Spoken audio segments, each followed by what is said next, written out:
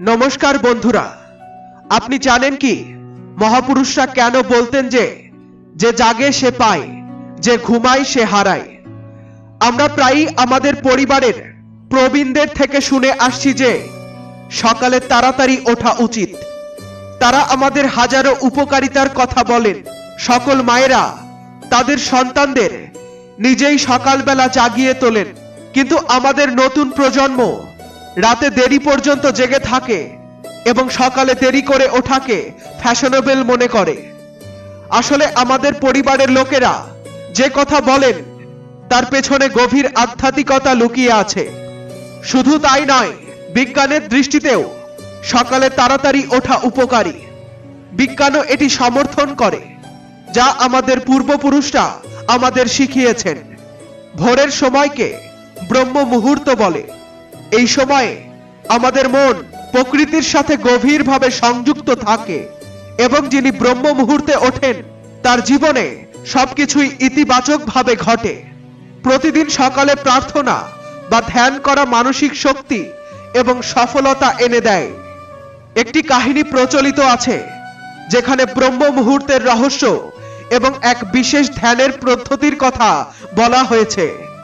যদি কেউ এই পদ্ধতি 21 দিন মেনে চলে তবে সে তার স্বপ্ন পূরণ করতে পারে। সে মহাবিশ্বের শক্তির বিশেষ সাহায্য পেতে শুরু করে এবং স্থির ও বুদ্ধিমান হয়ে ওঠে। তাহলে চলুন আমি আপনাকে সেই কাহিনী শোনাই। নারদ মুনি যখন আকাশ পথে ভ্রমণ করছিলেন তখন পথে তার সাথে ইন্দ্রদেবের দেখা হয়। ইন্দ্রদেব নারদ মুনিকে জিজ্ঞাসা করলেন, হে নারদ, আমি লক্ষ্য করেছি যে প্রত্যেক মানুষ যে ভোরবেলায় ব্রহ্ম মুহূর্তে ওঠে সে খুব সুখী থাকে। এর কারণ কি? নারদ মুনির এ বিষয়ে কোনো ধারণা ছিল না। তাই তিনি বললেন, হে ইন্দ্রদেব, আমি আপনার প্রশ্নের উত্তর আগামীকাল দেব। সেখান থেকে সরাসরি পৌঁছালেন ভগবান শ্রীকৃষ্ণের নগরী বৃন্দাবনে। সেখানে পৌঁছে নারদ মুনি দেখলেন শ্রীকৃষ্ণ একটি গাছের নিচে দাঁড়িয়ে বাঁশি বাজাচ্ছেন। নারদ মুনি কাছে যেতেই শ্রীকৃষ্ণ বাঁশি বাজানো বন্ধ করলেন এবং বললেন, হে নারদ, তোমাকে খুব চিন্তিত দেখাচ্ছে, তোমার কি বিষয়ে উদ্বেগ? তখন নারদ মুনি বললেন, হে ভগবান, আজ আমি আকাশ পথে বৈকুণ্ঠ লোকের দিকে যাচ্ছিলাম। পথে আমার সঙ্গে দেবরাজ ইন্দ্রের দেখা হলো। তিনি আমাকে জিজ্ঞাসা করলেন, যারা সকালে ব্রহ্ম মুহূর্তে ওঠে তারা কেন এত খুশি থাকে? হে ভগবান, এই প্রশ্নের উত্তর জানার জন্য আমি আপনার কাছে এসেছি। তখন শ্রীকৃষ্ণ বললেন, হে নারদ, সত্যি ইন্দ্রদেব এই প্রশ্নটি জিজ্ঞাসা করে সমস্ত মানব জাতির মঙ্গল করেছেন। কলিযুগের মানুষের জন্য এই প্রশ্নটি এতটাই গুরুত্বপূর্ণ যেমন তার জীবনের জন্য প্রয়োজনীয় আত্মা। আমি তোমাকে এই প্রশ্নের উত্তর একটি গল্পের মাধ্যমে দেব। তুমি অবশ্যই এই গল্পটি শেষ পর্যন্ত শোনো, কারণ যে কেউ এই গল্পটি সম্পূর্ণ শুনবে সে কখনোই এই সুযোগ হাতছাড়া করবে না।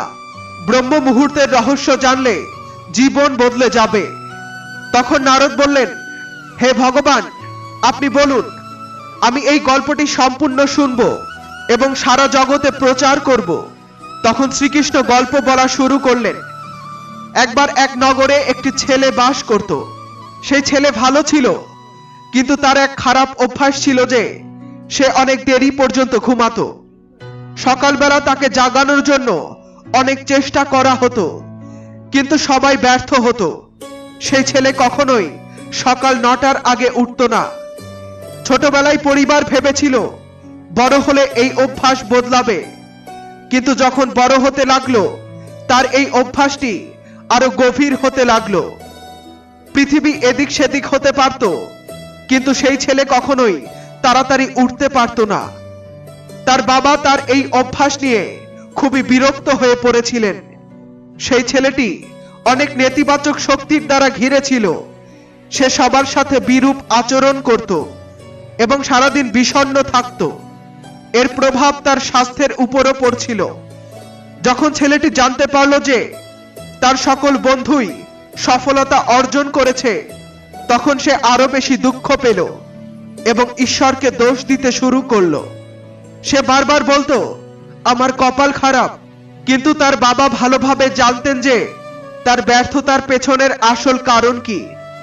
বন্ধুরা, ভগবান শ্রীকৃষ্ণ বললেন, হে নারদ, একদিন সেই ছেলেটির বাবা একজন সন্ন্যাসীর কথা জানলেন এবং দ্রুত তার ছেলের সমস্যাটি নিয়ে সন্ন্যাসীর কাছে গেলেন। তিনি সন্ন্যাসীকে বিস্তারিতভাবে ছেলের অভ্যাসগুলির কথা জানালেন। সন্ন্যাসী বললেন, কাল আপনি আপনার ছেলেকে এই আশ্রমে আসতে বলুন। বাবা বাড়ির দিকে ফিরে এলেন, কিন্তু তিনি জানতেন যে সরাসরি বললে তার ছেলে কখনোই রাজি হবে না। তাই তিনি ছেলেকে কাছে ডেকে বললেন, তোমার সব বন্ধুরাই জীবনে সফল হয়েছে, তুমি কি সফল হতে চাও না? ছেলেটি উত্তরে বলল, অবশ্যই চাই বাবা, তবে যখনই আমি আমার বন্ধুদের কাছে তাদের সাফল্যের রহস্য জানতে চাই, তারা কিছুই বলে না। বাবা বললেন, আমি জানতে পেরেছি কেন তারা সফল হচ্ছে। ছেলেটি উৎসাহ নিয়ে বলল, কি জানতে পেরেছেন বাবা? দয়া করে আমাকে বলুন। বাবা বললেন, কাল সকালে তোমাকে একজন সন্ন্যাসীর আশ্রমে যেতে হবে এবং তার সাথে দেখা করতে হবে। যদি তুমি সঠিক সময়ে সেখানে পৌঁছাতে পারো, তবে সেই সন্ন্যাসী তোমাকে এমন একটি মন্ত্র দেবেন যা তোমাকে সফল করবে। তবে সমস্যা একটাই। ছেলেটি জিজ্ঞাসা করল, কি সমস্যা বাবা? বাবা বললেন, যতক্ষণ না তুমি ঘুম থেকে উঠবে ততক্ষণে সন্ন্যাসীর সাথে দেখা করার সময় শেষ হয়ে যায়। তখন ছেলেটি বলল, বাবা, আমি কাল সারা রাত জেগে থাকব এবং সকালে সন্ন্যাসীর সাথে দেখা করব। বাবা বললেন, ঠিক আছে, কিন্তু সন্ন্যাসীর আজ্ঞা সর্বদা মেনে চলবে। বাবার কথা শুনে ছেলেটি খুব উৎসাহী হয়ে উঠল। জীবনে প্রথমবার সে সারা রাত জাগার চেষ্টা করলো, কিন্তু কিছুক্ষণ পরই তার ঘুম পেয়ে গেল এবং সে ঘুমিয়ে পড়ল। পরের সকালে সে ঘুম থেকে উঠল, তখন দেখল সন্ন্যাসীর সাথে দেখা করার সময় পেরিয়ে গেছে। তার বাবা ছেলের দিকে তাকিয়ে বললেন, তুমি জীবনে কখনো সফল হতে পারবে না, যাও গিয়ে আবার ঘুমো। বাবার কথা শুনে ছেলেটির খুব কষ্ট হলো। সে মনে মনে নিজেকে চ্যালেঞ্জ করলো যে পরের দিন সকালে সে অবশ্যই সন্ন্যাসীর সাথে দেখা করতে যাবে। সে তার হাতে ছোট্ট একটি ক্ষত তৈরি করলো, যাতে যন্ত্রণার কারণে সারা রাত তার ঘুম না আসে। জীবনে এই প্রথমবার সে সূর্যোদয় দেখল। সে তাড়াতাড়ি প্রস্তুত হয়ে সন্ন্যাসীর আশ্রমে যাওয়ার জন্য রওনা দিল। আজ তার অভিজ্ঞতা ছিল সম্পূর্ণ আলাদা। সে অত্যন্ত শান্ত অনুভব করছিল।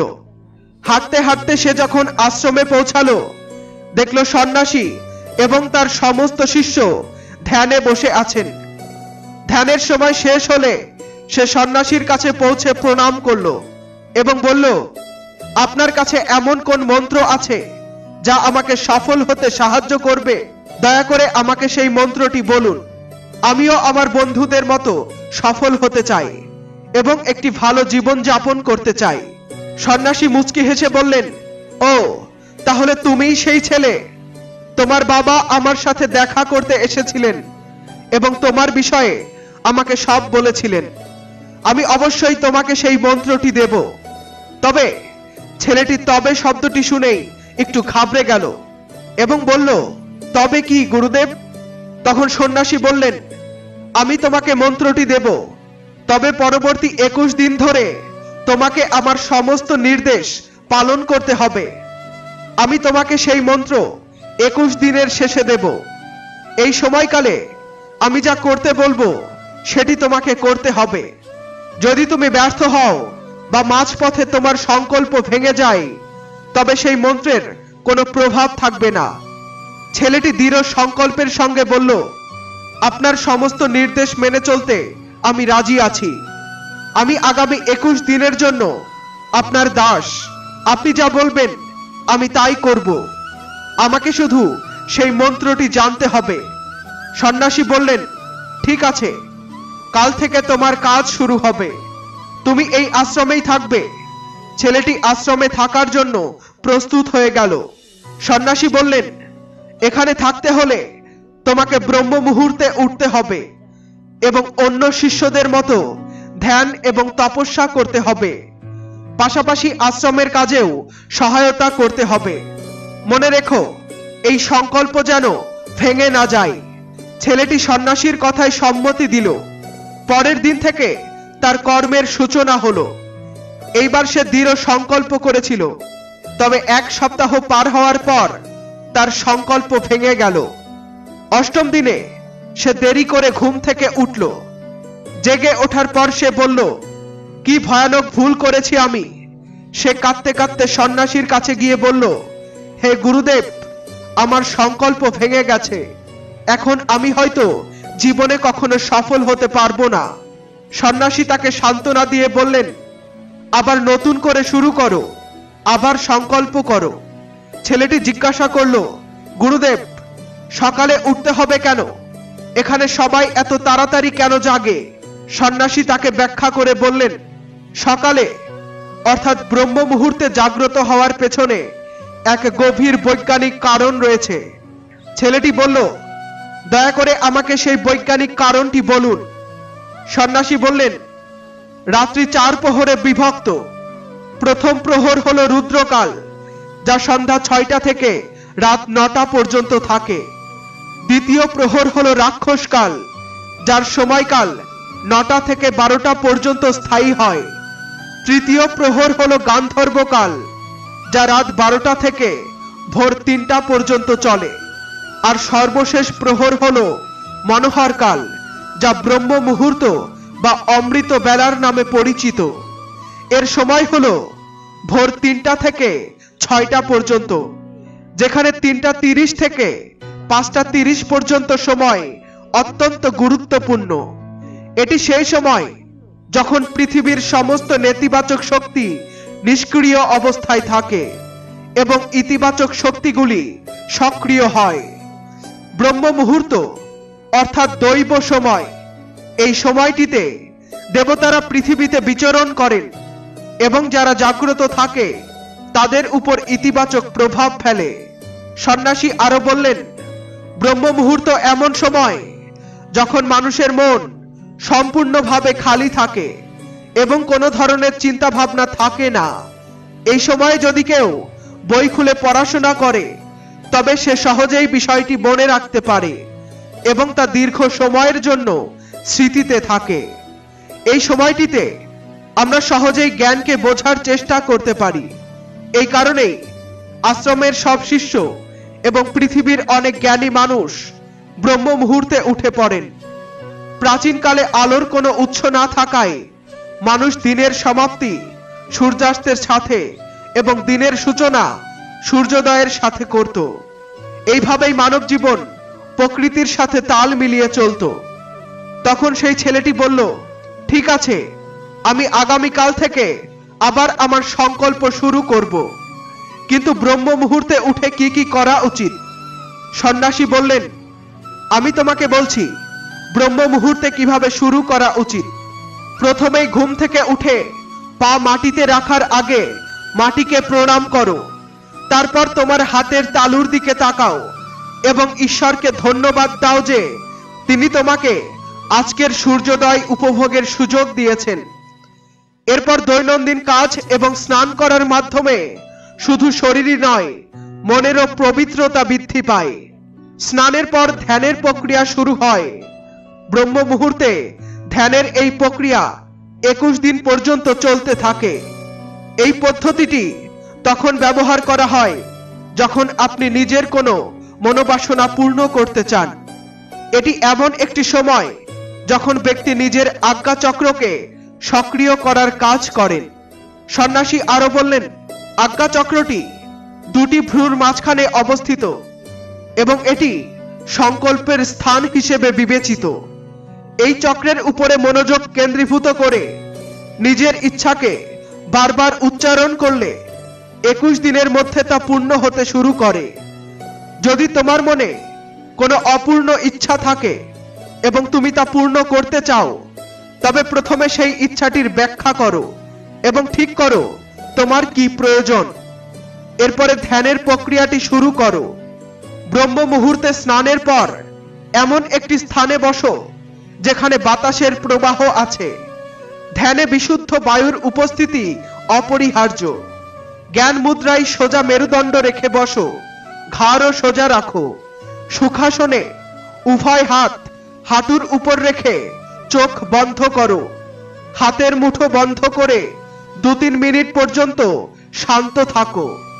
যখন শরীর স্থির এবং শ্বাস প্রশ্বাস শান্ত হবে, তখন তোমার সমস্ত মনোযোগ আজ্ঞাচক্রের উপরে নিবদ্ধ করো। এই সময় দীর্ঘ এবং গভীর শ্বাস নাও এবং কিছুক্ষণ ধরে রাখো। এই সময়ে নিজের ইচ্ছাটিকে মনে মনে পুনরাবৃত্তি করো এবং মনের চোখে ইষ্ট দেবদেবী এবং গুরুদের ধ্যান করো। সন্ন্যাসী বললেন, যখন শ্বাস ধরে রাখা কঠিন হয়ে যাবে, তখন ধীরে ধীরে শ্বাস ছেড়ে দাও।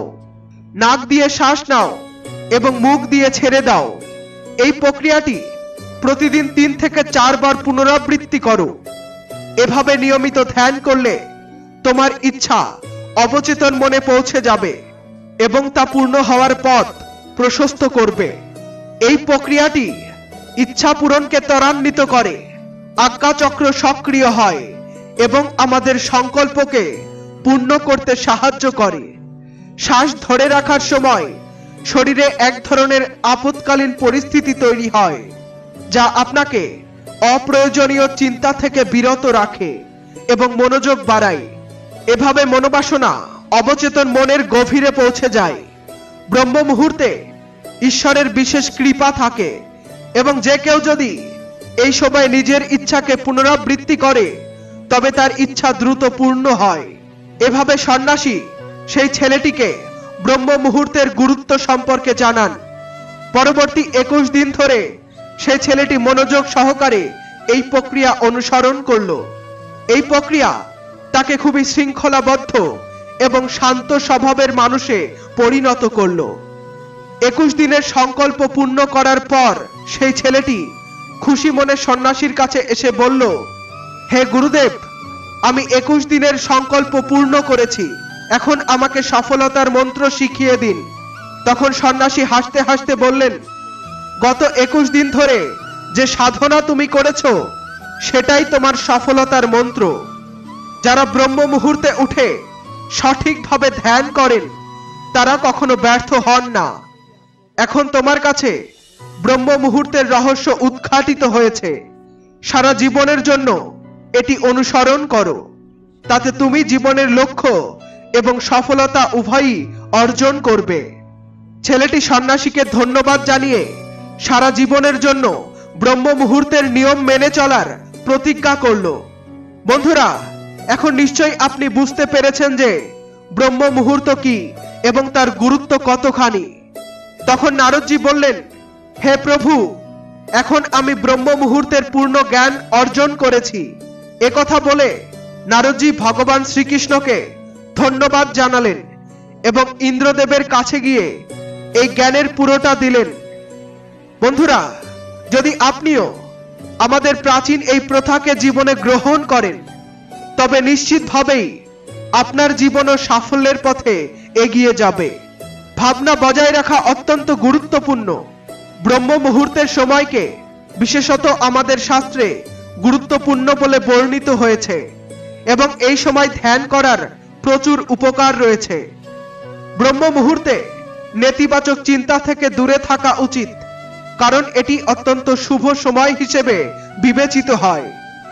প্রচলিত বিশ্বাস অনুসারে এই সময়ে দেবতারা পৃথিবীতে আসেন এবং তাদের ভক্তদের সব ইচ্ছা পূর্ণ করেন। তাই পরিবারের বড়রা এই সময় ওঠার পরামর্শ দেন। সূর্যের প্রথম কিরণ পৃথিবীতে পড়ার আগেই বিছানা ছেড়ে উঠলে স্বাস্থ্য ভালো থাকে এবং মন সতেজ থাকে।